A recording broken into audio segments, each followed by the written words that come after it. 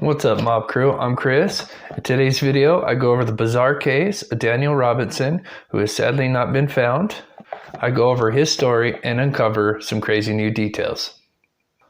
Also, today's missing person case is Samantha Schwabel. She was last seen in Tucson, Arizona. She will be featured at the end of my video, so please stay until the end for that. Thank you so much.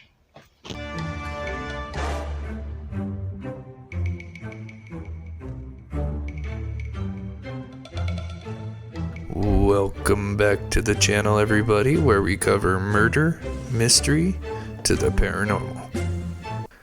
This is the scene searchers found in a remote area in Buckeye, Arizona. A Jeep flipped on its side with a pile of clothes, a cell phone, and keys to the vehicle strung about. It belonged to a man named Daniel Robinson, a 24-year-old geologist who went missing a month prior to the vehicle being found. Daniel was born without a right hand, but that didn't stop him from achieving his dreams and touching the lives of many people. Sadly, Daniel went missing on June 23rd of 2021. He and a co-worker named Ken drove up to a site located in the remote desert in Buckeye, Arizona. After arriving around 9 a.m., Ken explained that Daniel was acting strange and not making sense. Ken explained Daniel wanted to go back and rest in Phoenix. About 15 minutes on the job site, Ken then said Daniel abruptly waved at Ken and drove off in his Jeep.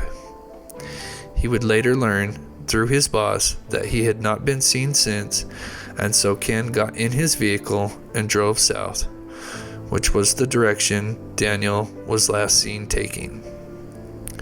Eventually, that road splits, either going east back to town or west, which leads further into the remote desert.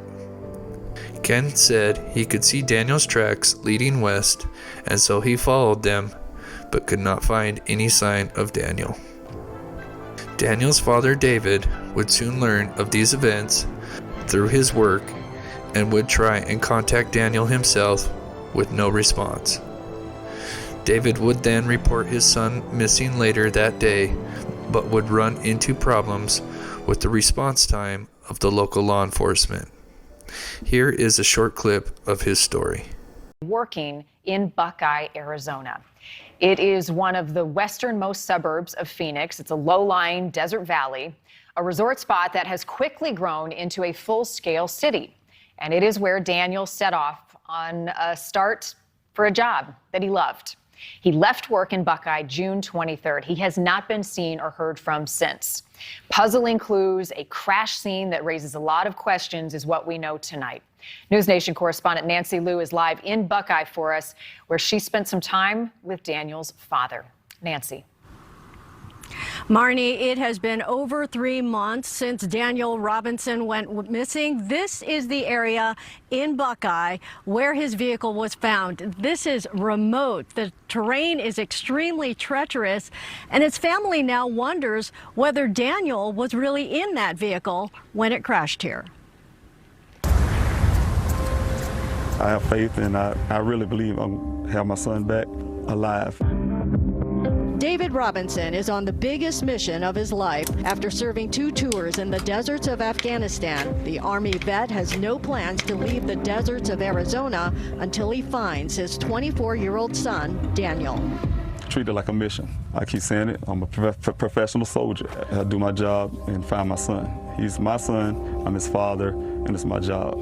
The job has been filled with frustration. Daniel is a geologist who works for a company analyzing sediments in the area for a well. He was last seen leaving the worksite in Buckeye on the morning of June 23rd. A month later, a rancher found Robinson's Jeep crashed in a ravine. His keys, wallet, and phone were in the SUV, but there was no sign of him. And I think the first thing he would have done if he was in that vehicle is at least carry his phone with him. I couldn't imagine someone 24 years old won't be attached to his phone. I'm leaning more towards. Although, while searching for Daniel, they did find a human skull and other bones, but they were analyzed and reports came back saying that they are not Daniel Robinson's remains. But what is really strange about this case is the fact that the Jeep, which contains a black box, which can be downloaded, did reveal some clues as to what may have happened. Here is a short clip of the findings. Glad to be talking to you. I wish it were under different circumstances, but we want to find Daniel, and this is the first step in doing so. I want to start with what police are telling us. They have said they have found no evidence of foul play or anything suggesting that a violent crime was committed. Do you believe that based on what you've seen? Well, I haven't found any evidence of a violent crime that has taken place, but there's also no evidence to say that it didn't take place. We do have a suspicious circumstance, so what is it about? I'm sorry, we have a little bit of an audio today. What is it about Daniel's car that strikes you as off in terms of where it was found, the location, what was left behind? Well, the damage to the vehicle, it didn't match the area that the vehicle was found in. It had some damage along the driver's side that is unexplainable by the detectives.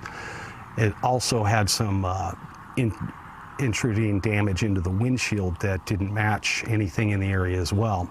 Plus, I also had the airbag control module report that tells me what that vehicle was doing 5 seconds before the airbags deployed and what was going on with that vehicle since the airbags deployed.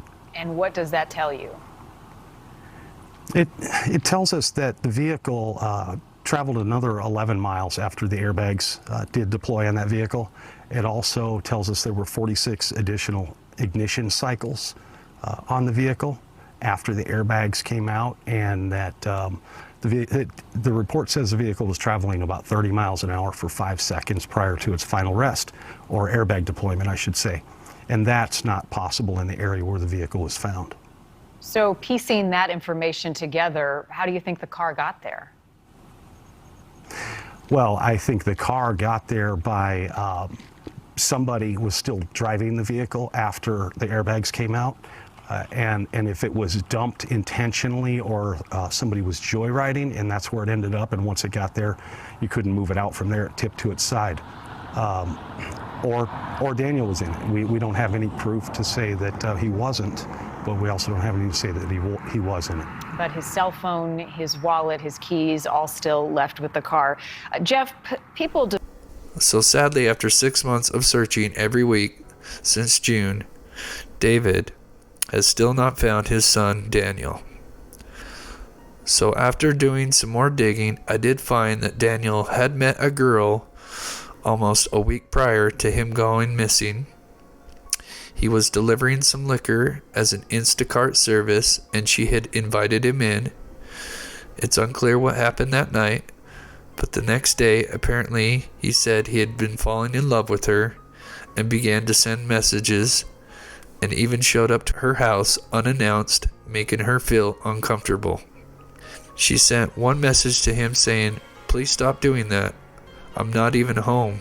This is not okay." He had even sent a message saying he loved her. His last text message to her ended with him saying, "I'll either see you again or I will never see you again." This was sent on June 22nd, one day before he disappeared. It could be possible he was feeling a bit depressed the next day on June 23rd and decided to leave work early and blow off some steam and go for a random drive, and he then ran into some kind of danger in the remote desert, which could have led to foul play and a massive cover-up. Let me know what you guys think about this in the comments down below. Does this look like foul play was involved or something else? I will put more links in the description about this case. If you enjoyed today's video, please smash that like button. If you are new here, please click subscribe and tap that bell for notifications so you don't miss an upload. I usually upload 5 to 7 times a week. Please consider supporting my channel by becoming a member or by donating to one of the links in the description. Today's missing person case, as Samantha Schwabel She was last seen leaving her home in Tucson, Arizona on December 8th. She is 5'4" and 110 pounds. Her car was found on 35th and Cactus Road, located here, on December 13th. Please take a close look. Please take care of yourself and be sure to tell someone you love them, and I love you all. Thank you.